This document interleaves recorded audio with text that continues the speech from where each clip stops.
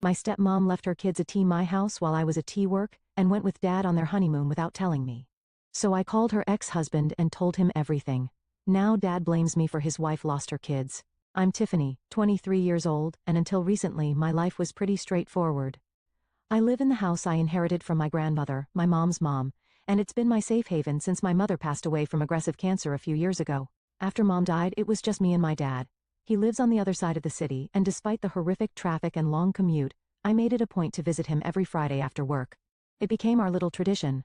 I'd bring his favorite takeout food, and we'd spend the evening watching old movies and sharing memories of mom. Those evenings were precious to me, a way to keep her memory alive and stay connected with dad. But everything changed during one of those Friday visits. I showed up at dad's place as usual, carrying his favorite Chinese food, expecting our normal quiet evening. Instead, I found him nervously pacing in the living room, and he wasn't alone. "Tiffany, honey, there's someone I want you to meet," he said, gesturing to a pretty woman sitting on the couch. She looked to be around 35, professionally dressed, with perfectly styled hair and a practiced smile. "This is Rachel. She's my fiancée." I nearly dropped the takeout bags. Fiancé? Dad had never even mentioned dating anyone, let alone being serious enough to propose. For a moment, I felt a surge of anger. How could he move on from mom so quickly? But then I caught myself. It had been several years since mom passed and dad deserved to be happy, didn't he? Rachel stood up and extended her hand. "I've heard so much about you, Tiffany," she said warmly. "Your father talks about you all the time." I forced myself to smile and shook her hand. "Nice to meet you," I managed to say, even though my mind was racing with questions. The evening proceeded awkwardly at first, but as we ate and talked, I started to relax a bit. Rachel seemed nice enough, and it was obvious how much Dad adored her. He kept looking at her with those puppy dog eyes, and she'd touch his arm or shoulder occasionally in a way that seemed natural and affectionate. Just as I was starting to feel better about the situation, Rachel dropped another bombshell. So casually you'd think she was commenting on the weather. "Oh, by the way," she said, while helping Dad clear the dinner plates, "my boys will be so excited to meet you. They're 6, 8, such wonderful ages." I nearly choked on my water. Boys? She had children? Something about the way she delivered this information like an afterthought bothered me, but I pushed the feeling aside. After all, this was a lot to process in one evening. "That's great," I said, trying to sound enthusiastic. "I look forward to meeting them." As I drove home that night, my mind was spinning. In the space of one evening, my quiet, predictable life with just me and Dad had transformed into something completely different. Things moved quickly after that first meeting. Before I knew it, Rachel and her sons, Tommy and Jake, had moved into Dad's house. The boys were pretty much what you'd expect from kids their age, running around, making noise, throwing occasional tantrums, but also having their sweet moments. Tommy, the older one, was into video games, while Jake, the younger one, couldn't sit still for more than 5 minutes. 4 months flew by, and suddenly there was a wedding to plan. Rachel threw herself into the preparations with an intensity that was almost scary. She had opinions about everything: the flowers, the venue, the music, even the exact shade of tablecloths. "Tiffany, sweetie," she'd call me, her voice dripping with honey. "Would you mind watching the boys for a couple of hours? I have an emergency meeting with the florist." Or "the cake tasting got rescheduled last minute. Could you please keep an eye on Tommy and Jake?" I didn't mind at first. It was only for a few hours here and there, and the kids were manageable in short doses. Besides, I wanted to show Dad I was trying to make this work. Then came the wedding day. The ceremony started well enough. The boys were cleaned up and on their best behavior, sitting quietly in their little suits. But as the reception dragged on, they got restless. I was sitting at my table, picking up my dinner, when I saw Tommy start flicking peas at his brother with a spoon. "Hey guys," I said firmly, walking over to their table. "That's enough. You're going to hit someone." Jake had already grabbed his own spoon and was retaliating with mashed potatoes. "Cut it out," I warned them. "This isn't appropriate behavior." That's when Rachel materialized out of nowhere. Her perfectly manicured hand clamped down on my arm like a vice, and she practically dragged me behind one of the decorative pillars.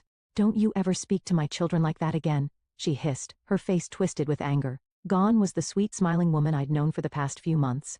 "They were throwing food at other guests," I tried to explain, rubbing my arm where she'd grabbed me. "I was just trying to prevent a scene." "Listen to me very carefully," she cut me off, her voice low and harsh.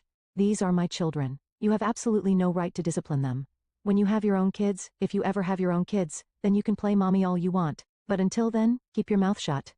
Before I could respond, she'd plastered that fake smile back on her face and swanned back to the reception, cooing over Dad and charming the guests like nothing had happened. The changes started just a few days after the wedding. It was like Rachel had been waiting for that ring on her finger to show her true colors. That Friday, I drove to Dad's house as usual, fighting through rush hour traffic for over an hour. I had picked up Dad's favorite lasagna from Tony's, the restaurant he and Mom used to go to on their anniversaries. But the moment I walked through the door, something felt different. Rachel was lounging on the couch, our couch, where Mom and Dad used to sit, scrolling through her phone while the boys chased each other around the living room. She looked up at me with an expression I can only describe as annoyed. "Oh, Tiffany, you should really call before coming over." I stood there with the takeout bag in my hand, feeling like an intruder in the house I grew up in. "Call, but Dad and I always spend Friday evenings together. It's our tradition." Rachel sat up straighter, her eyes narrowing. "Well, things are different now. Your father has a family." The way she emphasized family made my stomach turn, and I'll be the one establishing new traditions around here. I looked at Dad, who was sitting in his armchair pretending to be absorbed in his tablet. He didn't say a word, didn't even look up. The father who used to stand up to anyone who upset me, who taught me to always speak my mind, just sat there in silence. Then Rachel's face suddenly lit up with delight. "But since you're here," she stood up and grabbed her purse, "and you brought dinner. This is perfect. Your father and I have been wanting to try that new Italian place downtown. We can have a proper date night, and you can watch the boys." Before I could even process what was happening, she was pulling Dad up from his chair. "Come on, honey. Let's get changed." 10 minutes later, they were gone, just like that. No asking if I was free, no checking if I had plans. The lasagna I'd brought for Dad and me was being devoured by Tommy and Jake, who were arguing over who got the bigger piece. The next 3 hours were a blur of breaking up fights, preventing them from jumping off furniture, and trying to keep them from destroying the house. By the time Dad and Rachel finally came home around 11 p.m., I was exhausted. "Oh, we had such a wonderful evening," Rachel gushed, not even looking at the mess the boys had made. "We're absolutely exhausted though. Boys, time for bed." She herded them upstairs without so much as a thank you to me. Then she turned back, stifling and obviously fake yawn. "Well, it's getting quite late, isn't it? You should probably head home, Tiffany. You have quite a drive ahead of you." The following week things got even worse. Rachel, who didn't work and spent her days managing the household, her words started showing up at my house unannounced with the boys in tow. "I have an emergency mani-pedi appointment," she'd say, already backing toward her car. Or, "Your father's taking me to that new French bistro. The boys hate French food. We'll pick them up in a few hours." She didn't ask. She didn't even pretend to ask anymore. She'd just drop them off and leave. Like I was some kind of on-call babysitting service. Sometimes she'd show up right as I got home from work, still in my office clothes, too tired to argue. Finally, after weeks of this nonsense, I snapped. It was a Wednesday evening, and I had just finished a brutal day at work involving 3 client presentations and a system crash that lost me 2 hours of progress. All I wanted was to take a hot shower and collapse on my couch. Instead, I pulled into my driveway to find Rachel's SUV parked there, with her already unloading the boys and their backpacks. "Perfect timing," she chirped, pushing Tommy toward my front door. "I have a spa appointment, and then dinner with your father. They'll need dinner in about an hour." "No," I said firmly, still standing by my car. "I wasn't hired to be your personal babysitter. I'm tired. I've had a long day, and I didn't agree to this." Her face turned an interesting shade of red. "How dare you!" She grabbed both boys by their arms, practically yanking them back toward her car. "Boys, get in the car," she snapped, then turned to glare at me. "You'll regret this attitude, Tiffany." She peeled out of my driveway so fast she left tire marks. I went inside, made myself a cup of tea, and had just started to relax when my phone rang. It was Dad. "What the hell is wrong with you?" he barked before I could even say hello. "How dare you speak to my wife that way? She's in tears." "Dad, wait. No, you wait. You're being cruel and selfish. I won't tolerate you treating my wife like this. She's been nothing but kind to you. Dad, please just listen." But he'd already hung up. I sat there staring at my phone, feeling like I'd been punched in the gut. That was the first time in my life my father had ever spoken to me that way. A week passed with no contact from either of them. Part of me was hurt, but another part was relieved to have some peace and quiet. When Friday rolled around, I treated myself to takeout and a bottle of wine, looking forward to a quiet evening alone. I was getting out of my car when I heard noises coming from inside my house. My heart started racing. Had someone broken in? I was reaching for my phone to call the police when I heard what was definitely children laughing. What the hell? I unlocked my front door with shaking hands and found Tommy and Jake sprawled on my living room floor, surrounded by empty snack packages and juice boxes. The TV was blaring cartoons and there were crumbs everywhere. "What are you doing here?" I demanded. Tommy shrugged, not even looking away from the TV. "Mom dropped us off like 4 hours ago." She used the key to let us in and said we could eat whatever we wanted and watch TV. The key, of course. I'd given Dad a spare key right after I moved in case of emergencies. When is she coming back? I asked, dreading the answer. She's not. Jake piped up cheerfully. She and your dad left for their honeymoon in Hawaii. They'll be gone for 2 weeks. I stood in my living room, staring at the 2 boys who had been left alone in my house for 4 hours. Anything could have happened to them. They could have hurt themselves, started a fire, or God knows what else. The more I thought about it, the angrier I got. My hands were shaking as I pulled out my phone. Before dialing Rachel's number, I opened my recording app and hit start. Something told me I needed to document this conversation. The phone rang and rang and rang. Finally, on what must have been the 10th ring, Rachel picked up. What do you want? She snapped. I could hear waves in the background. We're trying to check into our hotel. What do I want?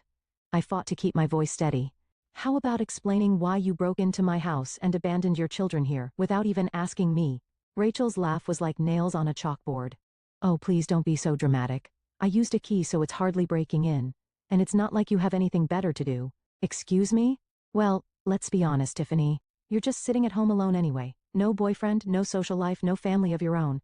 Consider this practice for when you finally manage to find someone willing to start a family with you. Before I could respond, she hung up.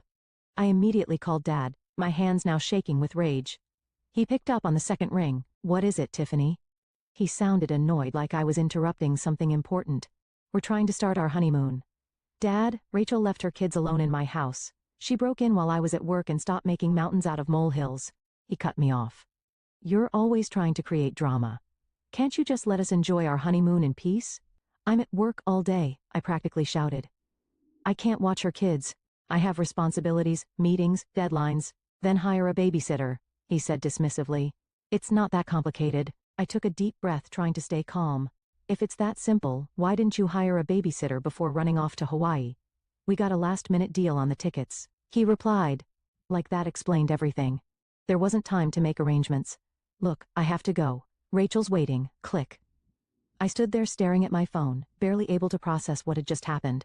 My father, who had once grounded me for a week because I forgot to call when I was going to be 10 minutes late coming home from school, thought it was perfectly fine to abandon 2 young children in an empty house for hours. That's when I noticed Tommy sprawled on my couch, tapping away at his smartphone. A thought suddenly hit me. Hey Tommy, I called out, trying to keep my voice casual. Do you have your dad's phone number? Your real dad, I mean. Tommy barely looked up from his game. Yeah, we talk to him all the time. Want me to show you?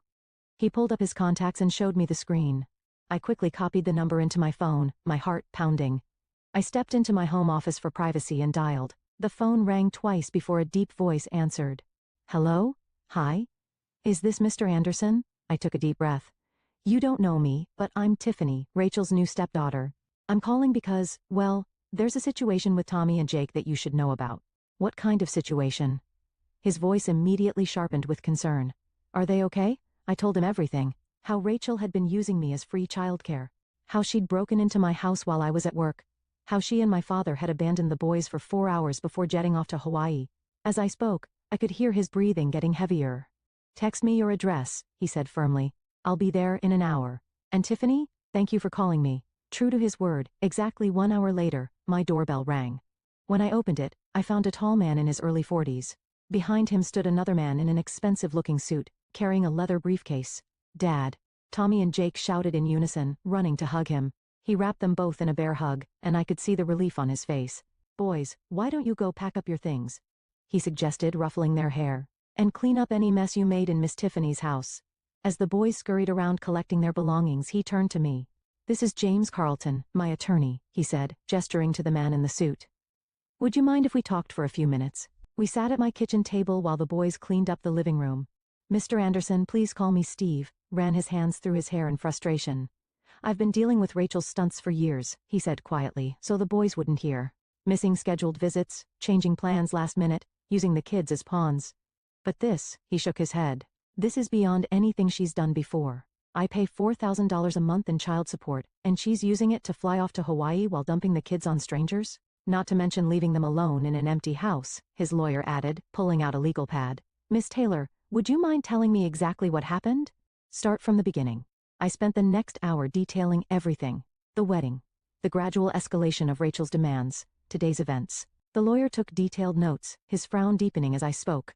Oh, and I have this, I said, pulling out my phone. I recorded my conversations with both Rachel and my father from today. Would that be helpful? The lawyer's eyes lit up. Very helpful. Would you mind forwarding those recordings to me? After I sent him the files, he played them back, nodding as Rachel's condescending voice filled my kitchen. When the recordings finished, he looked at Steve. This is exactly what we needed, he said. Abandonment, endangerment, misuse of child support funds. Your ex-wife has handed us a golden opportunity. The next 2 weeks passed quietly. Not a single call or text from Rachel asking about her kids. Not even my dad checked in to see if everything was okay. They were apparently too busy enjoying their Hawaiian paradise to worry about 2 young boys they'd abandoned in my house. Then came Friday. I'd just gotten home from work and changed into comfortable clothes when my front door burst open. Rachel stormed in like a hurricane, her face red with rage, my father right behind her. She was waving some kind of official-looking letter in her hand. "Tommy, Jake," she screamed, looking around wildly. "Where are my children?" I stayed seated on my couch, surprisingly calm. "They're with their father." Rachel froze. "What? Their father? You know, the man you had children with before you married my dad? The one who actually cares about their well-being?"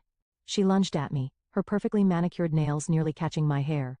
"You little snake, do you know what this is?" She shook the letter in my face. "This is a notice from family court. My ex-husband is suing for full custody. They're threatening to take away my parental rights." "Maybe you should have thought about that before abandoning your kids in an empty house," I replied, standing up to face her. "Or using them as pawns in your games. Or spending their child support money on Hawaiian vacations." She turned to my father, clearly expecting him to defend her. He stepped forward, his face dark with anger. "I never thought my own daughter could be so vindictive," he spat. "You've destroyed your stepmother's family out of pure spite. As far as I'm concerned, you're no longer my daughter." The words hit me like a physical blow, but I kept my face neutral. "I didn't destroy anything, Dad. Rachel did that all by herself." Rachel let out another screech of rage and stormed out of my house. My father gave me one last disgusted look before following her. The custody hearing took place 3 weeks later. I sat in the witness box, feeling Rachel's glare burning into me as I calmly recounted everything that had happened. The abandonment, the breaking and entering, the casual disregard for her children's safety. When the lawyer played my recorded phone conversation with Rachel, her face went from red to white. Her dismissive laugh echoed through the courtroom. "Consider this practice for when you finally manage to find someone willing to start a family with you." The judge's expression grew stormier with each piece of evidence. By the time I finished my testimony, Rachel was slumped in her chair, her previous arrogance completely deflated. The verdict came down like a hammer. Full custody awarded to Steve Anderson. Rachel's child support payments terminated immediately. A stern warning that any further instances of child endangerment would result in complete termination of her parental rights.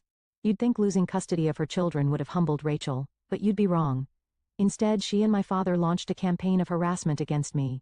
My phone would blow up with messages calling me every name in the book. When I blocked their numbers, they started calling from different phones. When I blocked those, they began showing up at my house. They'd pound on my door at all hours. Rachel's shrill voice carrying through the neighborhood. "Open this door, you home-wrecking little bitch." I tried to ignore them, but one day, after a particularly rough week at work, I'd had enough. When the banging started, something inside me snapped. I marched to the door and threw it open. "You want to talk? Fine. Let's talk." They stormed into my living room, Rachel immediately launching into a tirade about how I'd ruined her life, how she couldn't afford her spa treatments anymore without the child support money. How dare I interfere with her family? I let her rant for about 30 seconds before turning to my father. "Are you done?" "We're not done," until Rachel started, but I held up my hand. "I wasn't talking to you." I focused on my father. "Hey Dad, remember Mom's house, the one you're living in right now?"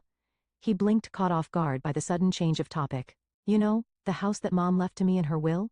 The one I've been letting you live in rent-free out of the goodness of my heart." The color drained from his face. Rachel stopped mid-rant, her mouth hanging open. I stood up, drawing myself to my full height. "So here's what's going to happen. The harassment stops. The calls stop. The visits stop. Because if they don't, I'll evict you faster than Rachel here can say spa day. And then you can both try surviving on your salary alone, with no free housing and no child support money to subsidize your lifestyle." I walked to the door and held it open. "Mom would be ashamed of how you've acted. Now get out of my house." Rachel grabbed her designer purse and stormed out. My father lingered for a moment, looking lost, then followed her without a word. "That was 3 months ago. They haven't bothered me since." Through the family grapevine, I hear Rachel's making my father's life hell, constantly complaining about their reduced circumstances now that she can't spend her kids' support payments on herself. Apparently they can barely afford their lifestyle on just my father's modest salary. I ran into my cousin Sarah at the grocery store last week. She told me Rachel's been throwing tantrums about having to shop at regular stores instead of her beloved boutiques. My father looks tired all the time now. She said, like he's aged years in just a few months. Do I feel bad? Honestly, no. My father chose this. He chose to stand by and watch while his wife abused my kindness. He chose to say nothing when she abandoned her children in my house. He chose to disown me rather than admit she was wrong. I don't regret what I did. Sometimes standing up for what's right means being the bad guy in someone else's story. I'm okay with that. I sleep just fine at night knowing those boys are safe and loved, even if it cost me my relationship with my father. Postscript. I still own my father's house, and no, I haven't evicted him yet. But it's nice to have that card in my back pocket if they ever start up again.